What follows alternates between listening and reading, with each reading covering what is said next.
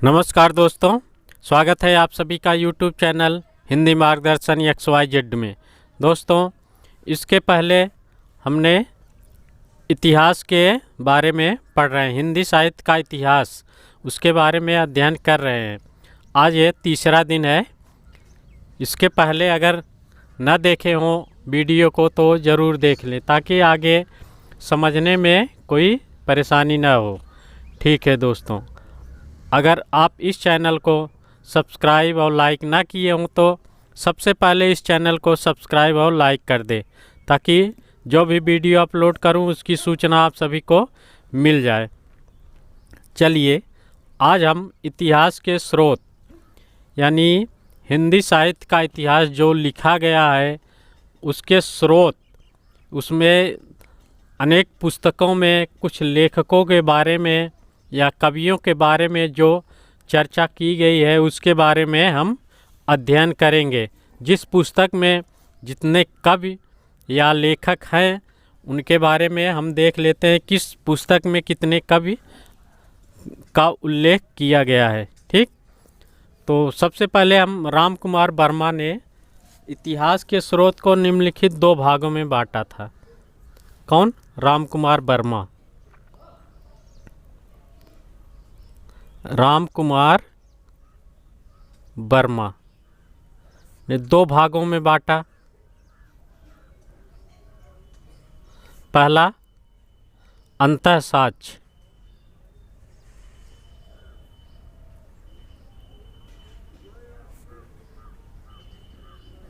अंतःसाक्ष्य, दूसरा बाह्य साक्ष्य, बाह्य साक्ष्य। ठीक, राम कुमार वर्मा ने दो भागों में अंतःसाक्ष्य और बाह्य साक्ष्य में बांटा।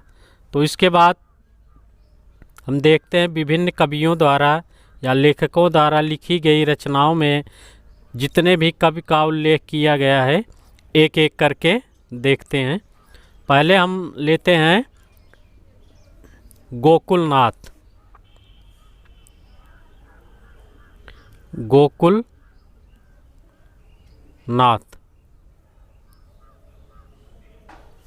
गोकुलनाथ ये विट्ठलनाथ के पुत्र थे। गोकुलनाथ विट्ठलनाथ के पुत्र थे। तो इनकी दो रचनाएं हैं। पहला है 252 वैष्णव की वार्ता। 252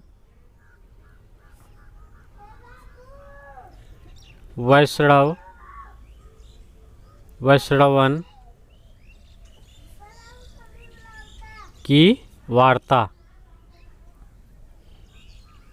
और दूसरा है 84 वैष्णवन की वार्ता। 84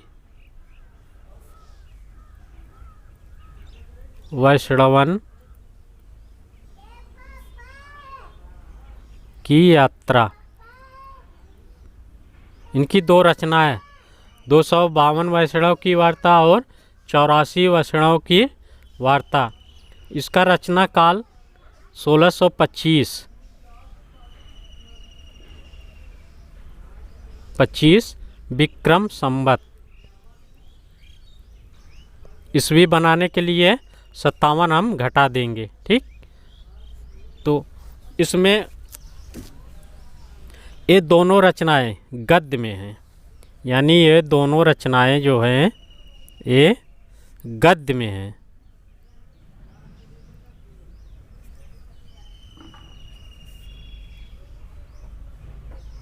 ठीक, यानी दोनों रचनाएं गद्य में है। इसमें पुष्टि मार्ग में दीक्षित भक्त कवियों का परिचय दिया गया है। अब इसकी भाषा या गद्य में है और भाषा क्या है? भाषा ब्रज भाषा।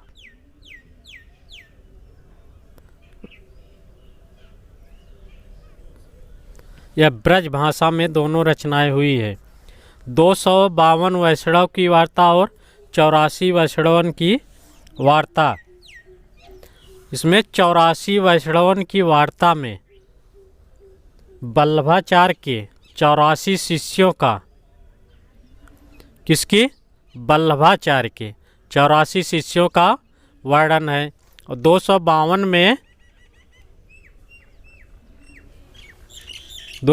में विट्ठलनाथ के शिष्यों का वर्णन है। ठीक, गोकुलनाथ, इनकी 2 रचनाएं, 252 वैष्णव की वार्ता और 84 वैष्णव की वार्ता। 84 वैष्णव में 84 वल्लभाचार्य के शिष्यों का वर्णन ब्रज भाषा में, और 252 में विट्ठलनाथ के 252 शिष्यों का वर्णन ब्रज भाषा में किया गया है। रचना 1625। इसके आगे इसमें एक कथन है जो हमेशा परीक्षा में पूछा जाता है। सो श्री नंदग्राम,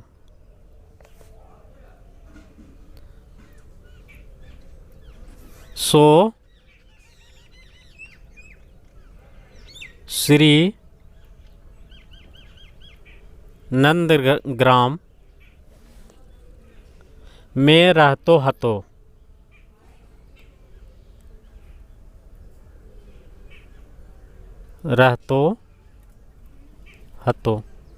ठीक। इसके बाद हम बोल देते हैं, सो श्री नंदग्राम में रहतो हतो, सो खंडन ब्राह्मण शास्त्र पढ़ियो हतो, सो जितने पृथ्वी पर मत हैं सबको खंडन करतो, ऐसो वाक्यो नेम हतो, यही ते सब लोग के बाको नाम खंडन परियो हतो।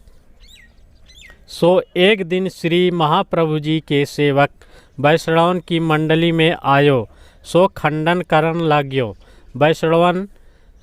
सो एक दिन महाप्रभु जी के सेवक वैष्णवन की मंडली में आए, सो खंडन करन लाग्यो। वैष्णवन ने कही, जो तेरी शास्त्रार्थ करनो हवो तो पंडित के पास जा, हमारी मंडली में तेरे आयो को काम नहीं, यह खंडन मंडन नहीं है, भगवत का काम है। ठीक, एक कथन है, पूछ सकता है, हमने बता दिया। अब इसके बाद अगले लेखक देखते हैं।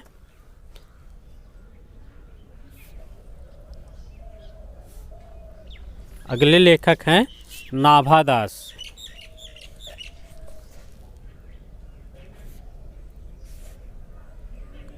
नाभादास या नारायण दास।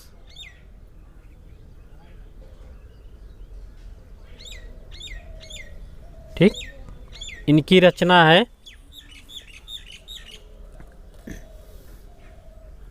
भक्तमाल।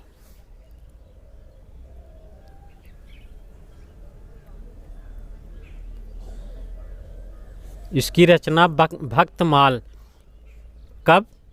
1642 विक्रम संवत। ठीक, 1642 विक्रम संवत।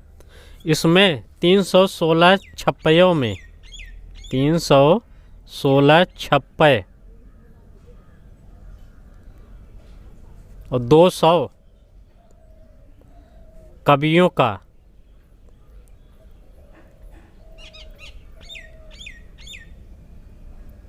जीवन परिचय है। ठीक,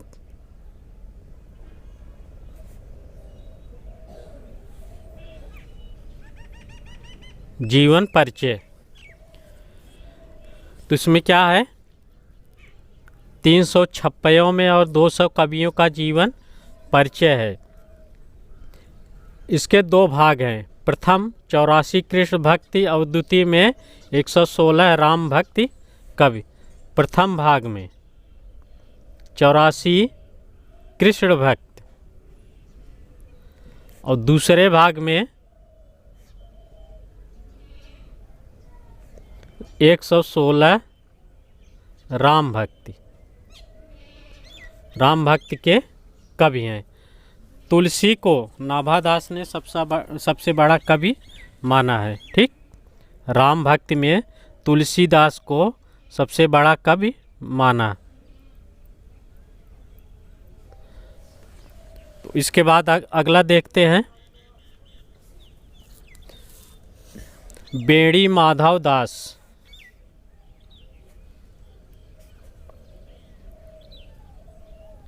बेड़ी माधव दास या बेनी माधव दास भी कहते हैं। ये तुलसी के शिष्य थे, तुलसी के शिष्य। ठीक, बेणी माधव दास जो है तुलसीदास के शिष्य थे। इनकी रचना है मूल गोसाई चरित। मूल गोसाई चरित्र। बेड़ी माधव की रचना मूल गोसाई चरित्र। इसकी रचना काल 1687 विक्रम संवत। ठीक, 1687 विक्रम संवत। इस रचना में दोहा, चौपाई, त्रोटक छंदों में तुलसी का जीवन परिचय दिया गया है। इनका मूल उद्देश्य तुलसीदास का जीवन परिचय देना था। तुलसीदास का, तो उन्हीं के शिष्य थे। तो तुलसी से संबंधित अतिशयोक्तिपूर्ण बातों से वर्णन है, अर्थात तुलसी को ईश्वर के समान बताया।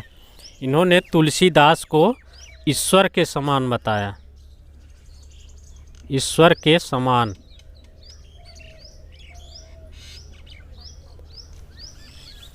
इसकी भाषा क्या थी? अवधी। ठीक, अवधी भाषा।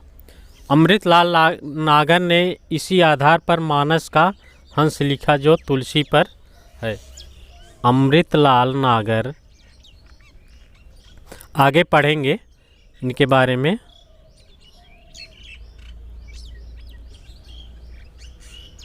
नागर द्वारा लिखी मानस का हंस।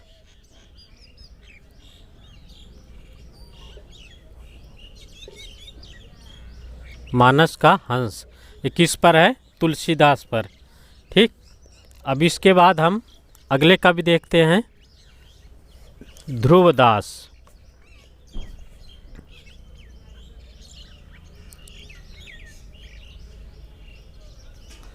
ध्रुवदास, इनकी रचना है भक्त नामावली। नामावली।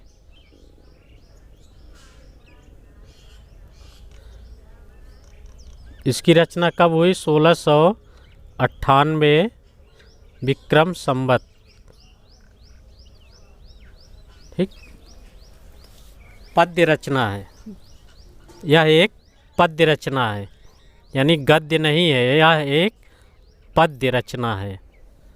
अब इसकी भाषा अवधी है।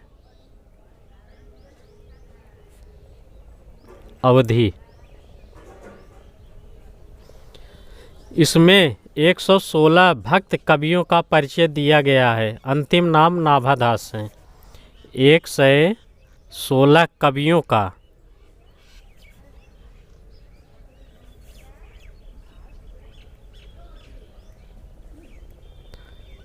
का परिचय है।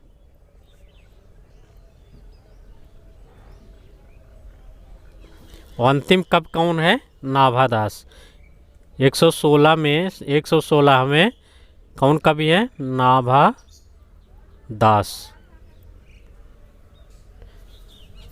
ये कौन थे? ध्रुवदास।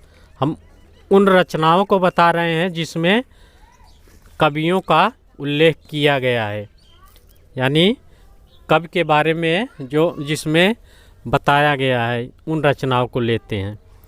फिर अगले हैं हरिराय तुलसी। हरिराय तुलसी।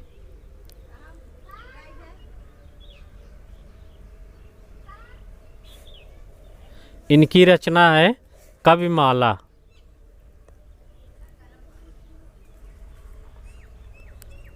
कविमाला। समय 1712 विक्रम संवत। ईस्वी बनाने के लिए 57 घटा देंगे तो ईस्वी आ जाएगा। इसमें 74 भक्त कवियों का परिचय है। कितने? 74। कौन से? भक्त कवि।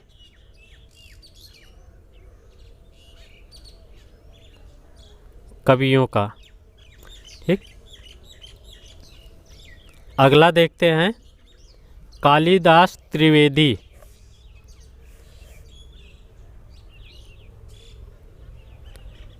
कालिदास त्रिवेदी। जितने भी कवि या लेखक बता रहे हैं उनकी रचनाएं, इसको ध्यान दीजिएगा, परीक्षा में आते रहते हैं। ठीक। इनकी रचना है कालिदास हजारा। कालिदास हजारा। यह कब रचना हुई? 1775 विक्रम संवत। और इसमें 212 भक्त कवियों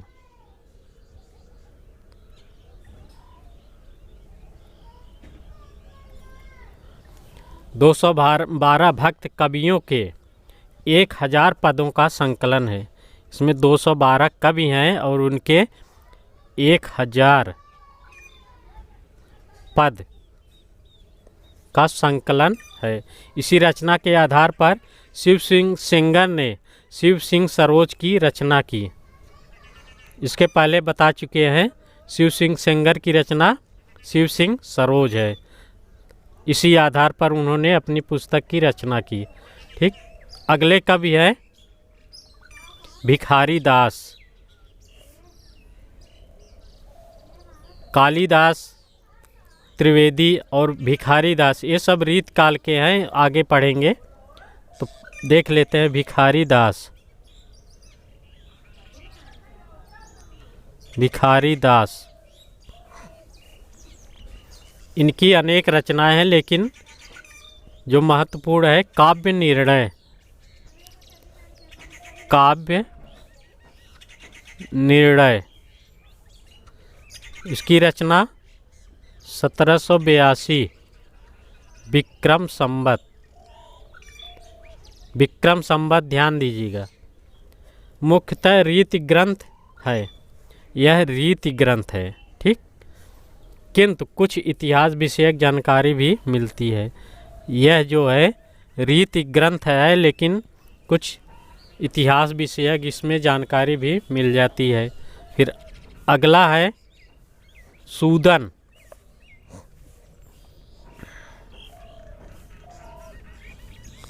सूदन की रचना है कवि नामावली।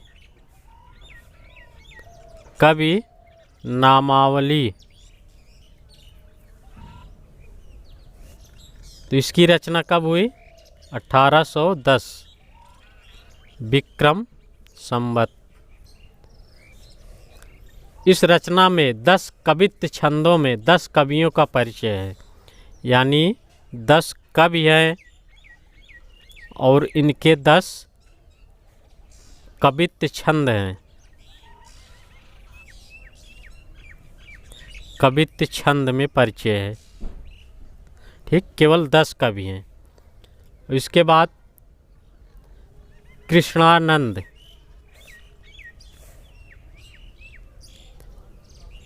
कृष्णानंद। इनकी रचना है राग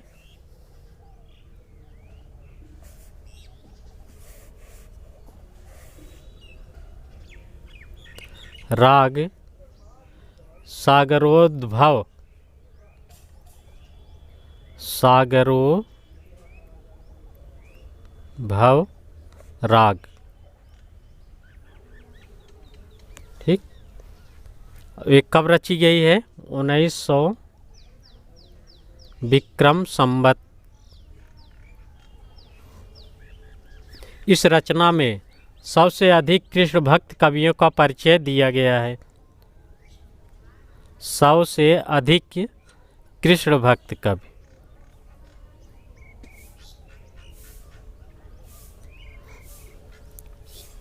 साथ ही उनकी रचनाओं की समीक्षा भी की गई है। ठीक, 100 कृष्ण भक्तों और उनकी रचनाओं की समीक्षा भी की गई है। फिर अगले हैं सरदार कवि।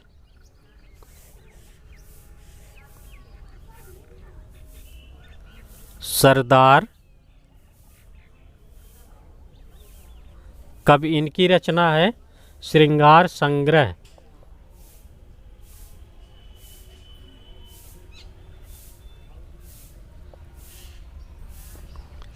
श्रृंगार इस तरह लिखा जाएगा, इसको ध्यान दीजिएगा। ठीक, इसका समय है 1904 विक्रम संवत।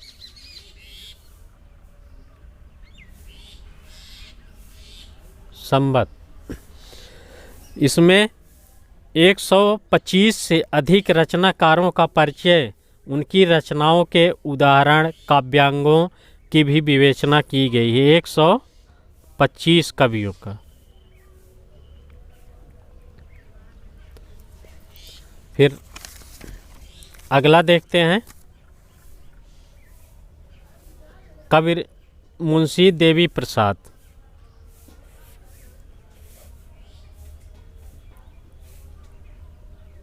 मुंशी देवी प्रसाद, इनकी रचना है कवि रत्नमाला।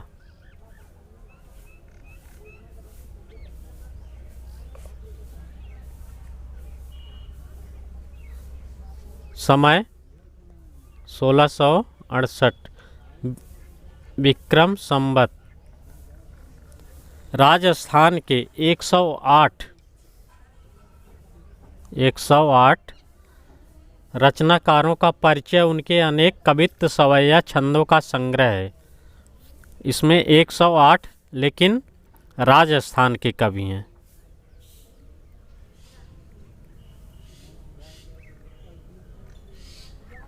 कवि। और अगले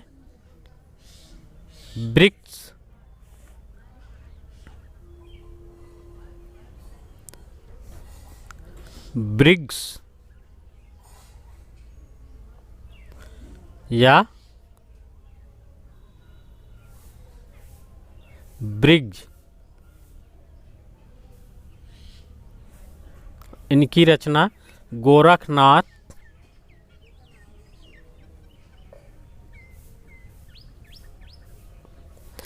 एंड दी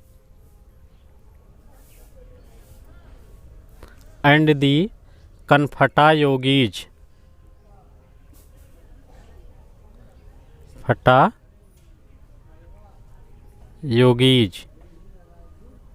इनकी रचना है। समय है 1955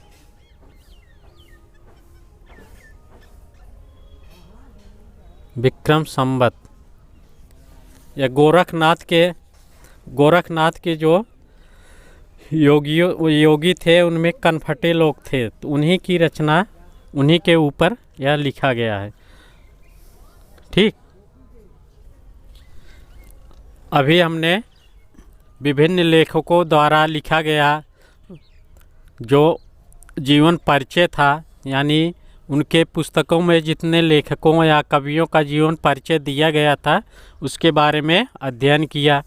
फिर इसके बाद हम अगला टॉपिक यानी चौथा दिन होगा, वह आदिकाल पर होगा। ठीक, इसके पहले हमने इतिहास के स्रोत, काल, समय, विभाजन, ये सब देख लिया है, स्रोत भी देख लिए। ठीक, अब अगला टॉपिक होगा आदिकाल। उसके बारे में नामकरण, उस समय विभिन्न विद्वानों द्वारा दिया गया नाम आदि के बारे में अध्ययन करेंगे। आज बस इतना। चलिए दोस्तों, नमस्कार।